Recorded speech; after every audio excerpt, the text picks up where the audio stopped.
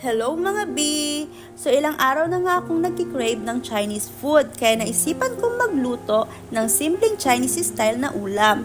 Super dali lang nitong iluto mga B. Pero bago ko ituro sa inyo, shoutcast muna kay Boss Georgie de los Santos from Cavite.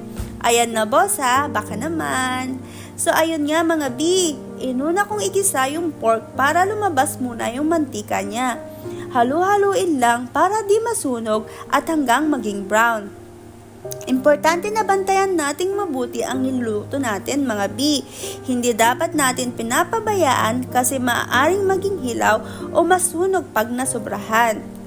Parang sa relasyon, dapat sakto lang. Kasi pag nagkulang, maghahanap yan ng pupuno sa kakulangan. At pag nasobrahan, sasabihin naman nakakasakal. Kaya importante na sakto lang. Charing! Isinunod ko na nga ang bawang at sibuyas.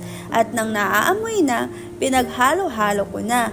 After ko ilagay yung mushroom, nilagyan ko na rin ng pampalasa, oyster sauce, asin at paminta.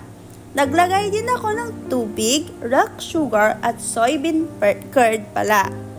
Nung kumulo na, sinunod ko na yung soft tofu at bok choy na magkasabay. After imekos-mekos, hayaan lang ng ilang minuto at maghintay. Noong unang tapak ko pala sa China, mga B, ayaw ko ng lasa ng pagkain nila. Nasanay ako sa pagkain dito sa atin na prito, adobo at may sarsa. Pero nung dumating ako doon, ibang-iba ang pagkain nila. Biruin nyo mga B, pumunta ako doon ng 50 kilograms, bumagsak hanggang 42 kilograms ang aking timbang. Instant diet tayo doon mga B, walang kaerap-herap. Pero habang tumagal, nasanay na din ako. At nang umuwi ako dito sa Pilipinas, minsan hinahanap-hanap ko na din.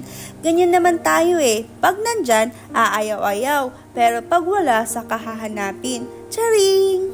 Hindi talaga ako marunong magluto ng Chinese food mga B. Kaya nga dati ayaw na ayaw sa akin ng biyanan ko eh. Pero paano naman ako matuto kung wala namang nagtuturo? Pero hindi ako sumuko mga B. Nagpursigi ako. Nagsariling aral ako.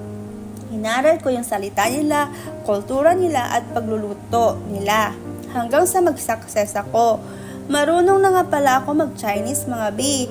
Hindi 100% fluent, pero at least kaya ko nang makihalubilo at makapag-communicate. Importante din na alam natin ang kultura ng partner natin to show respect din sa kanila.